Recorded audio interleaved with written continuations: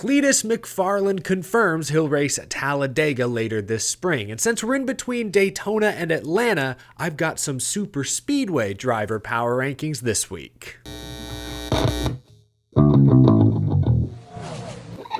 How's it going, y'all? My name is Eric. Welcome to Out of the Groove. In the second half of this episode, I'm going to rank the top 10 overall Superspeedway performers in the NASCAR Cup Series. But here in the first half, let's talk a little inside baseball. Folks have been discussing the Cleetus effect all week. Cleetus McFarland, aka Garrett Mitchell, is a YouTuber with over 4 million subscribers who made his ARCA Menard Series debut at Daytona this past Saturday. He teamed up with NASCAR to live stream his in-car camera to over 70,000 concurrent viewers at one point. And I saw today 1.16 million viewers tuned in to watch the race on Fox, making it the most viewed ARCA Daytona race in over a decade. And today he appeared on the Dale Jr. download. I listened to the full interview. He confirmed that he will run the ARCA race at Talladega at the end of April. I want to go in a couple different directions here. First, the Cleetus effect. Cleetus McFarland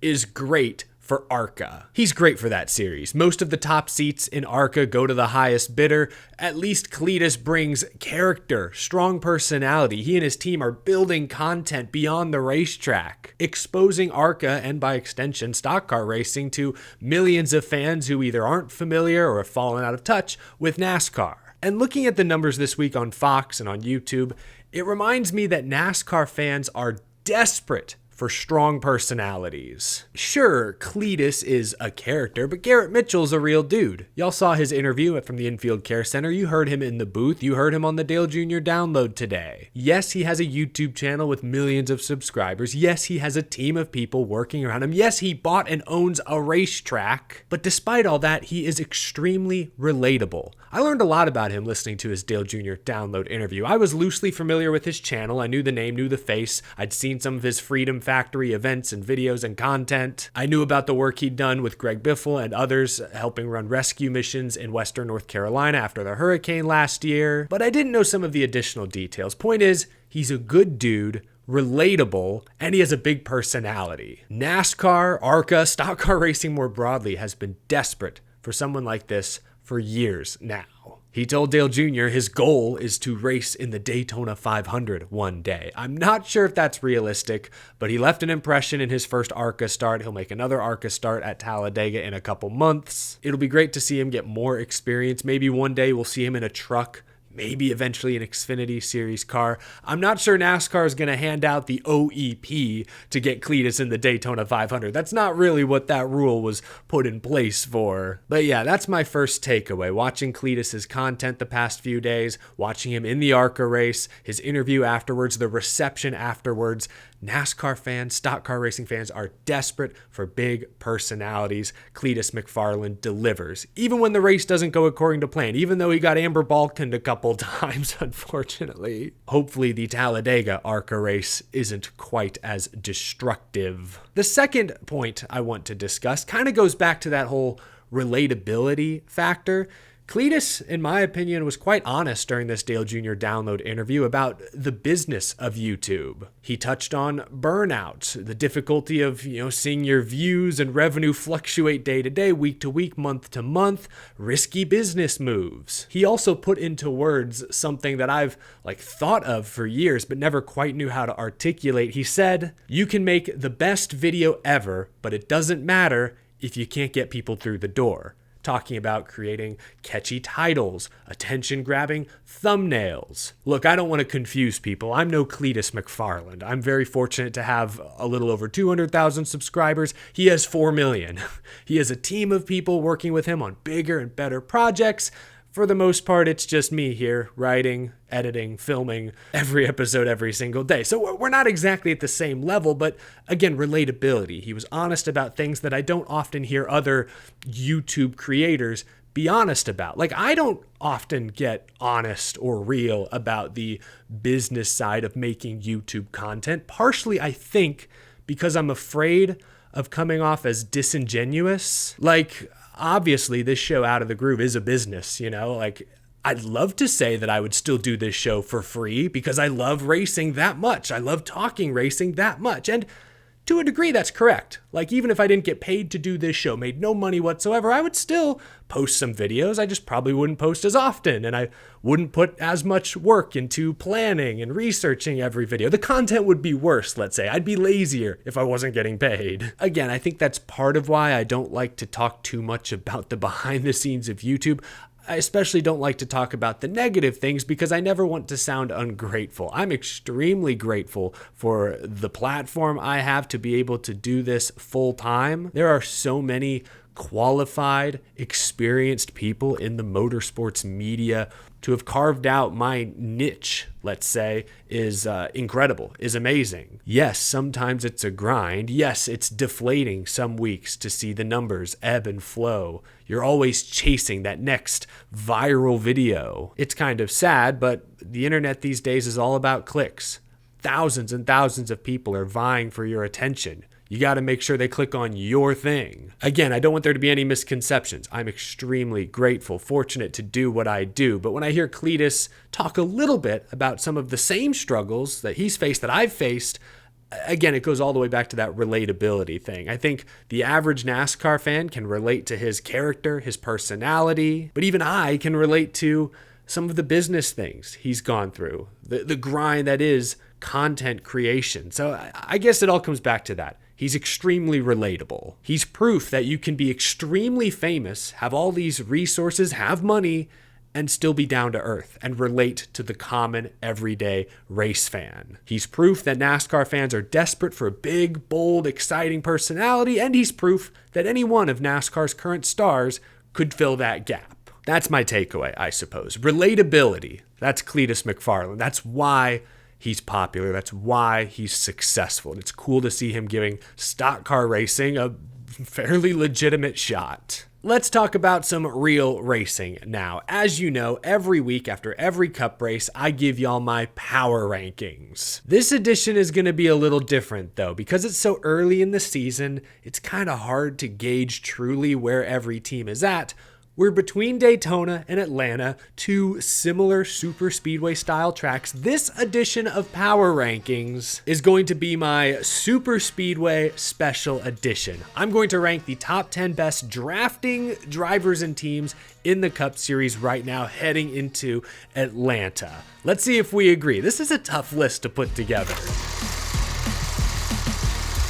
Seriously, like 6 through 13 was impossible. Some quick honorable mentions. Daniel Suarez. His Daytona Talladega numbers aren't amazing, but he has an average finish of 3rd in the 5 Atlanta races he's finished in the next-gen era. That's insane. I also want to mention Corey LaJoie. He has 4 top 5 finishes at super speedways in the next-gen era, and he's often on an island by himself with no drafting teammates. And then Bubba Wallace had 4 top 10 finishes at super speedways last year, but hasn't won a super speedway race since the Gen 6 era, and that was a rain-shortened race. It would have been really easy for me to put any one of those 3 into my top 10, but I had to make some cuts, unfortunately. At number 10, this may be a surprise to some of y'all, Kyle Busch. I know, all-time great, 2-time champion, never won the Daytona 500. He was leading the 500 at the end of 500 miles 2 years ago. He was in the mix to win the summer race last season, fell short, was in the mix again this time around before the Logano-Stenhouse crash knocked him out of the top 5. He often puts himself into position, and we saw 2 years ago he won Talladega in the next-gen car and has 4 straight top 10 finishes at Atlanta, where we had this weekend.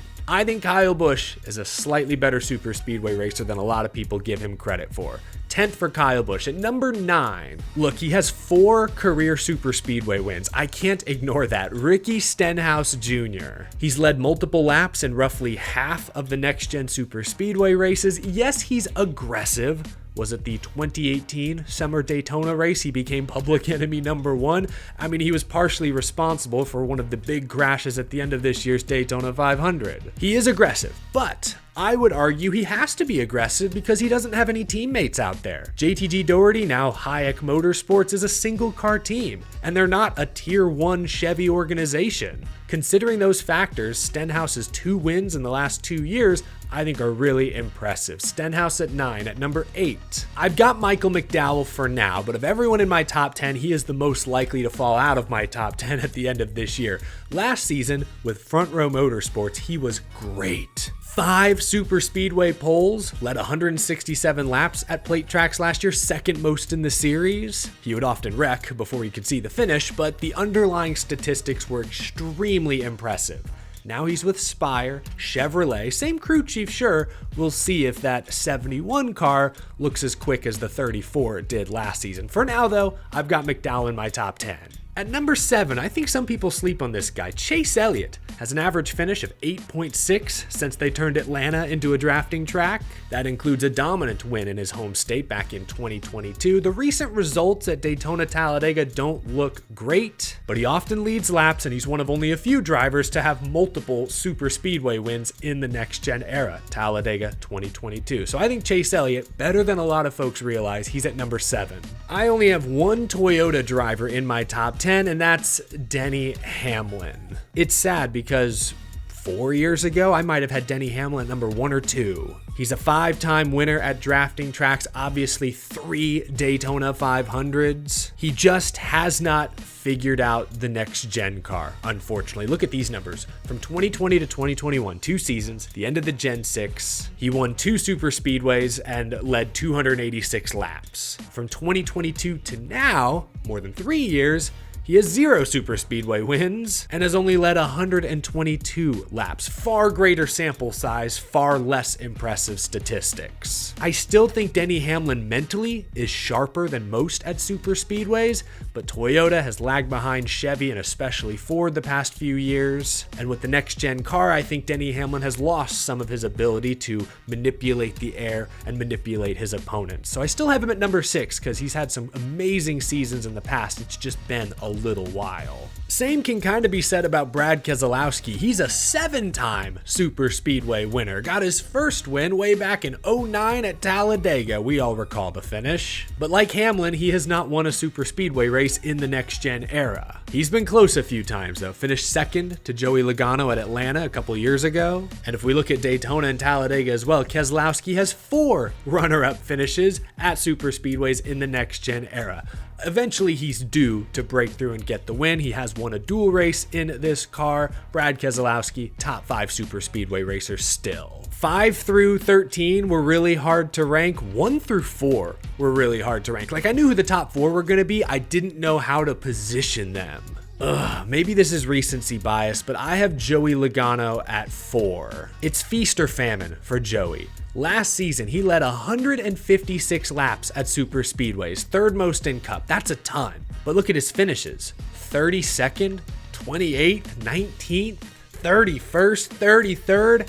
Oh, but he won Atlanta in the playoffs. Peak Joey Logano, right? Win at the right time. Like, it's all or nothing. He's always up front. He's always in contention, leading laps, but kind of like Stenhouse, he's aggressive and sometimes triggers the big wrecks. I mean, again, he was partially responsible for the big wreck towards the end of the 500 that took him and many others out. We know he's incredibly talented. We know Penske gives him good cars. I just think sometimes he's a little overconfident, makes one move too many. Sometimes it works out and he wins. He's got 2 Atlanta wins in this car. But other times, he crashes out, like we saw on Sunday. At number 3, I have William Byron. I know.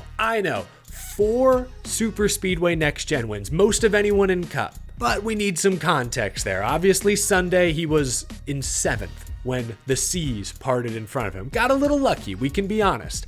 And Atlanta, he won a couple years ago, was a rain-shortened race. William Byron is like the anti-Joey Logano. Logano leads all these laps, controls the lanes, but often crashes out. William Byron doesn't lead many laps. In the last 7 super speedways, he's only led 18 laps total, but he has 2 wins. He has 9 top 10s the past 11 super speedway races, so they're the opposite. Byron doesn't lead a lot of laps, but somehow, someway finds himself in the right place at the right time. That's why I've got him in the top 3, but because he's not dominating these races, I don't think I can put him at 1 or 2. Circumstances have allowed him to win a race or 2 that maybe he otherwise wouldn't have. Top 2. Oh man, I got Austin Cindric. Led the most laps at Superspeedways last year. He's the 2022 Daytona 500 champ. Led 59 laps in this year's Daytona 500, most of anyone. He has an 8th place average finish at New Atlanta, has led a ton of laps, kind of like Brad Keselowski. With how often Cindric runs up front in these, he's due for another win sooner rather than later. Honestly, it could come this weekend. Atlanta especially seems to suit Team Penske really well, which is why I have Cindric's teammate Ryan Blaney in the number 1 spot. It was close. These top 4 really tight. Ryan Blaney has 4 career Superspeedway wins. They've all come at Daytona and Talladega, but he has an incredible Atlanta average finish of 7.2. He's won several stages and has led multiple laps in every single Atlanta race. We know he has a great car. He has almost Joey Logano levels of experience, but he's got a little more patience, which I think helps him more than it hurts him. I mean, he got caught up in that big crash late in the Daytona 500, still finished 7th, limped home with a damaged race car. Ryan Blaney, Jonathan Hassler, more times than not, find a way to be there in the end. That's my number 1. There you go, my top 10 current Superspeedway teams in the NASCAR Cup Series. This was a really hard list to make, but because we're between Daytona and Atlanta, I wanted to do kind of a special edition. Hope y'all enjoyed. Let me know if you agree or disagree down in the comment section below. That'll do it for this episode, folks. Leave a like if you enjoyed. Subscribe for more NASCAR content and commentary every single day. Big thank you to my very generous Patreon supporters as well. Hope you all have a wonderful rest of your day. I will talk to you again soon. Thanks again for tuning in.